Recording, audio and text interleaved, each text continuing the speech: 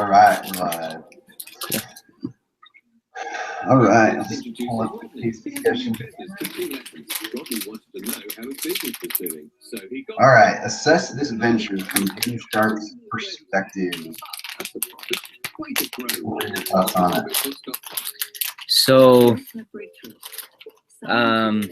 man, he started young, was able to grow in the multiple companies that he had worked for. He felt like he always had a niche for wanting to start a company. As he went through, he learned a lot of things at the companies he was working at. And then he wanted to start his own company, so he saved up the amount of money he wanted to save up and then started looking. It sounded like his looking process was not easy, as he found that there was a lot of people that wanted to do like partnerships, and he didn't want to do that because he felt like if he was going to go into a partnership, then at the end the real owner would basically, if something went wrong, he would be out of his job pretty quick, because if there was like a big decision that needed to be made or something like that. Right. So he's got to, I mean, it sounds like it's taken him a long time, but he's also now kind of in it, I guess. Yeah. It's kind of it's an interesting opportunity, like you're saying. I mean, he's been busy. Yeah. He's like 30 years old or something like that. Yeah, he's not very old. Yeah, and he's graduated from Harvard Business College, and yeah, it's kind of a pretty active dude. But yeah, so this venture, it's interesting. Like on paper, like I guess some of the next questions will kind of answer this, but it seems like on paper, like if you scroll down to, which element is this? Well, it's down in like the business overview section, so it goes over the financial performance. Yeah. Looks like, I mean, of the last 6 years, 4 of the 6 they were negative on their net income. But I'm guessing like they've been pretty close. So I'm guessing like if he, is pretty confident in his management skills, like he could probably turn it around and show some pretty good profits. Yeah. And I guess the owner even said part of the reason for the negative net income is because they took out a lot of money, like between him and his dad. Yeah. So. And he said something about like the banks. He had basically loans that he had set up, but the banks were kind of like, "What's your plan?" He didn't really have one, so. Mm-hmm. But. Yeah. So I guess the next question then: how is Jim Sharp purchased? How has Jim Sharp purchased this venture? What are the implications of this financial structure? So he went. He kind of said that he was in the right place at the right time. Said that he got a call from the owner of the company where they were having really bad profit. I mean, the last couple of years they've really done nothing in profitability, so he kind of wanted him to take over, but the owner had like strict rules of, hey, you can't talk to my employees yet. Yeah, I don't want you doing this, and this yet. So once you actually get into it and I'm out completely, then you can go in and do what you want. But for now, I'm going to keep doing what I do. So it's kind of weird. That is really weird that he wouldn't let him talk to the employees or like the suppliers or any of that. That's so weird. He's like, you can walk around my plant as much as you want. I can go through all that and how you're going to do this. And I'm like, well, dude, you're going to be done with this company. I got to start somewhere. Yeah. That was really interesting. Yeah. And then I guess so the financial structure. So like when he was trying to, like the guy wanted $2 million or whatever, and originally Jim was like, well, on paper it's only worth like 1.7, so I really can't do that. But then so he turned it down, and then he came back and was like, well, I guess we could do it, but I just need to do it like in a different way where it's like paid out through over time rather than all at once. And so yeah. It's implications of that structure, I guess, or that Jim won't own it straight up right off the bat. Like he's gonna have to pay off that other portion to the original owner before he can have full ownership of it. But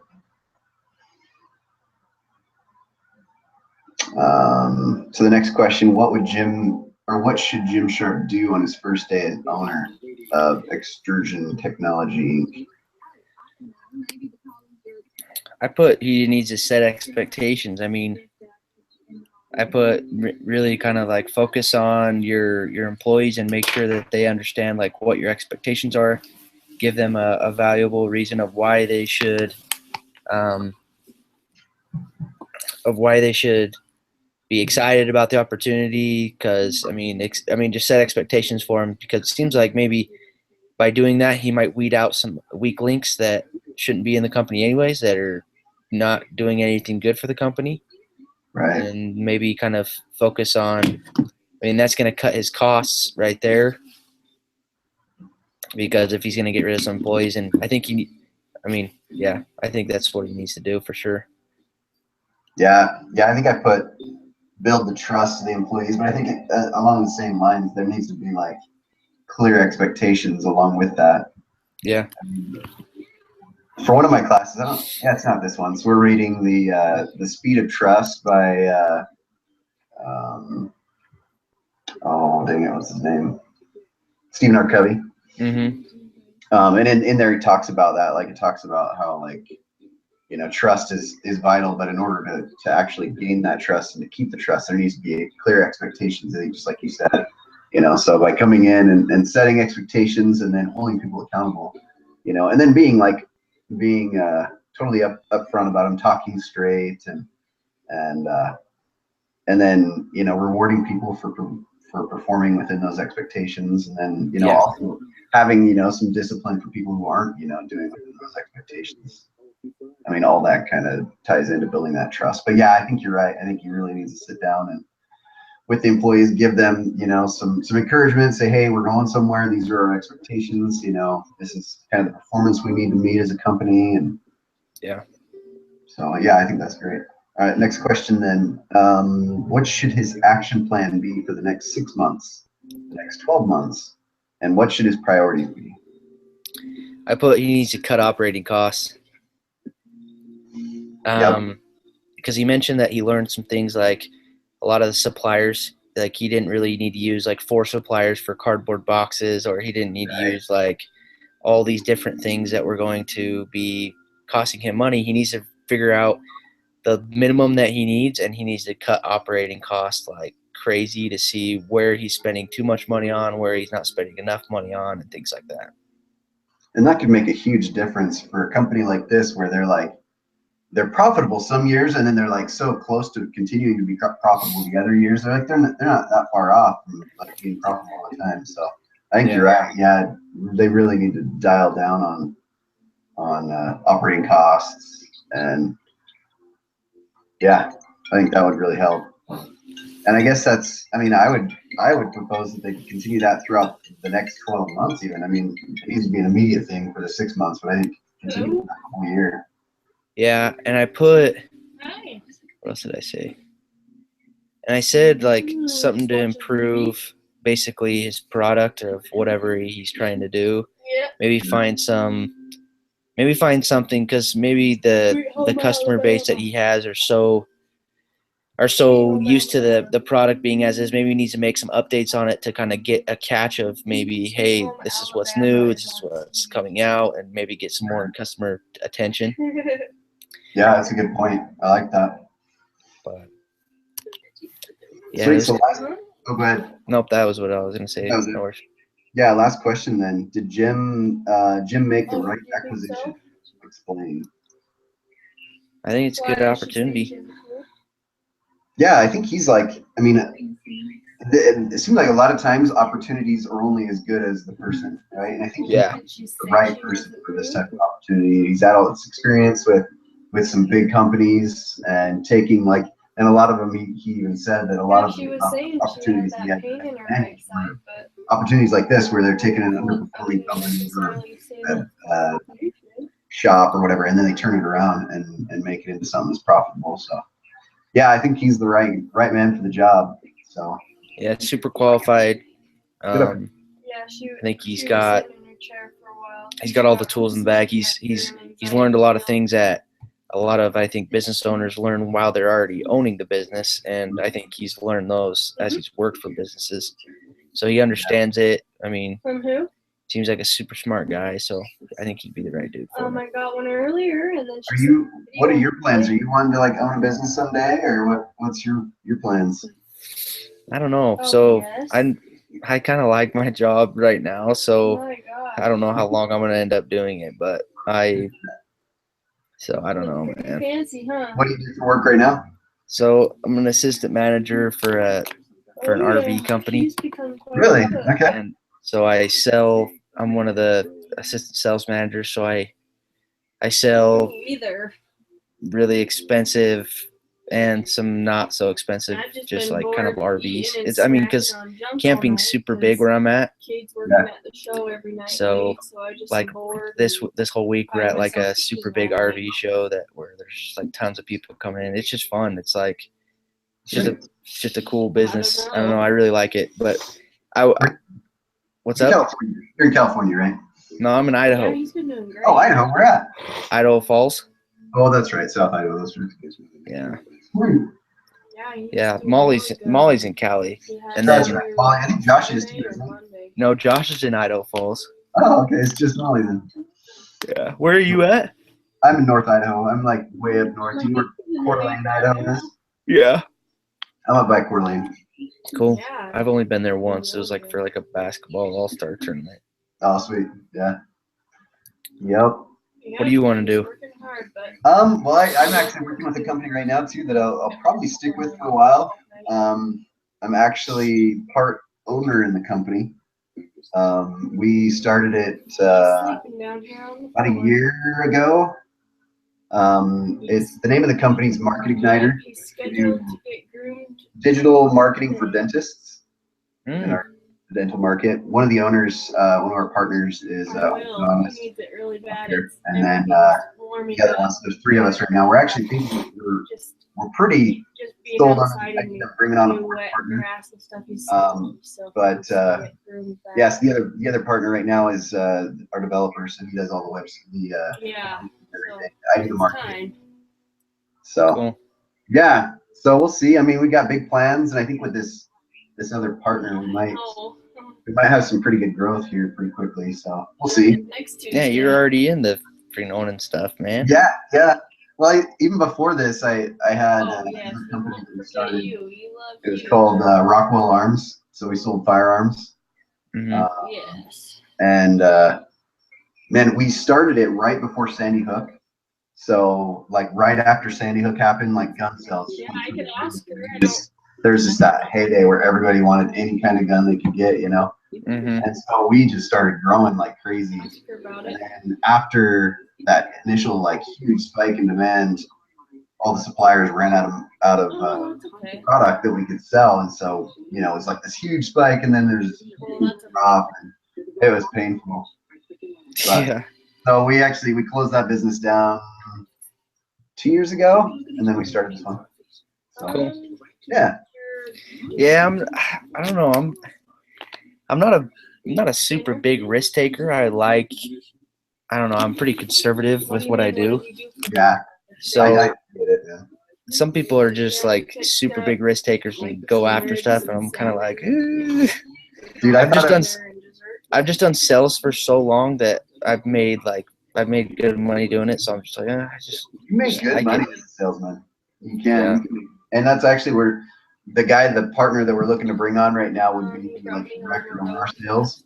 And Uh-huh. so we want a pretty substantial chunk of money to come on and work for us. He actually currently is like the director of sales of like our top competitor, who's like a big dog. Well, I mean, they're like a $12 million company, whereas we're like just getting off the ground. Like we got like 8 clients.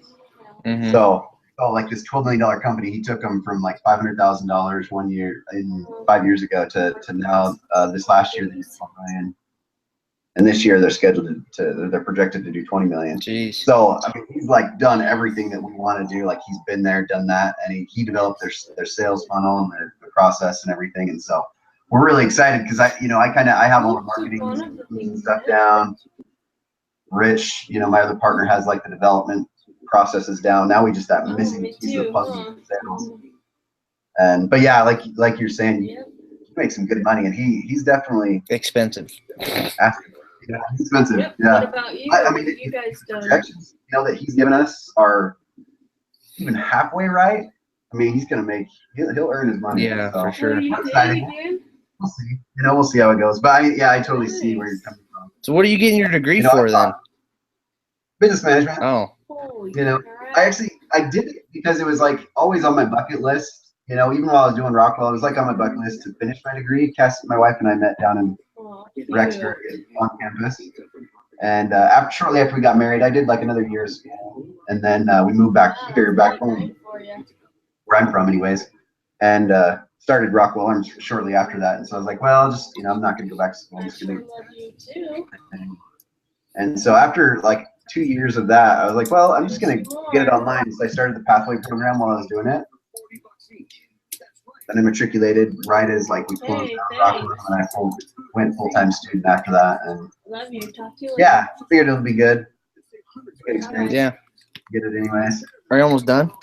I am. This should be my last semester. Nice, me too. Dude, it's been a long go. Yeah, I'm so sick of school, dude. I'm so done. I could seriously just like not do any assignments and be like, screw I it, I hate this. I just get C's. I'm good, man. Yeah, seriously. I'm like so ready to be done. Yeah. I thought originally, like when I was going back, and I think eventually I may, but originally I was going to go and get an MBA. But yeah, I'm done after this semester. Take a break, Yeah. get some money. Yeah, seriously, me too. Here we go. I don't even know what I'm gonna do. I'm gonna like go home after work and be like, what do I do with my life? Like, what am I gonna do? Yeah. Is there opportunities to like move up in the company you're with right now? Yeah, I think so. Yeah, I think so. I just don't. I don't know what the future holds because we're building the house right now where we're at. So I don't know if I don't know, dude. There could be some crazy stuff happening because they're building a massive store over in Boise area, and it's gonna be like there's gonna be like a whole bunch of sales managers and GMs and all sorts of stuff. So who knows? There's already people from our store that's already moved. So I don't know what will happen. Cool. That's exciting. Yeah, it'll be good. Hopefully, we'll figure it out. Yeah, man, that'll be good. So Oh, dude. Well, I guess Thursday, should we plan on, I'm guessing that we'll just be back to normal with everybody. okay, sounds good. Dude, who goes to Dancing with the Stars? Like, is she like going to this thing? I don't know. It's California, I guess, so maybe. When she said that, I'm like, who actually just goes to Dancing with the Stars? Like, or if Yeah. you do that, you must have some serious change to do that. That's like crazy. That is kind of crazy. I'll have to ask her how much it was. Yeah, seriously, like that. So, geez, what does a ticket cost? Like $500? This is a Valentine's thing. Maybe she's like way into that. Her husband's like, hey, let's see what I do. Yeah, I'd be like, so we could just be like, so we didn't see like dancing with anybody. So are you like, what's up? Yeah, what's up? Cool, man. Well, chat Okay. Thursday. Sounds good. Will you just send the link through the email? Yeah, I'll email it to you here in just a second. Okay, sounds good, man. Cool. See you, buddy.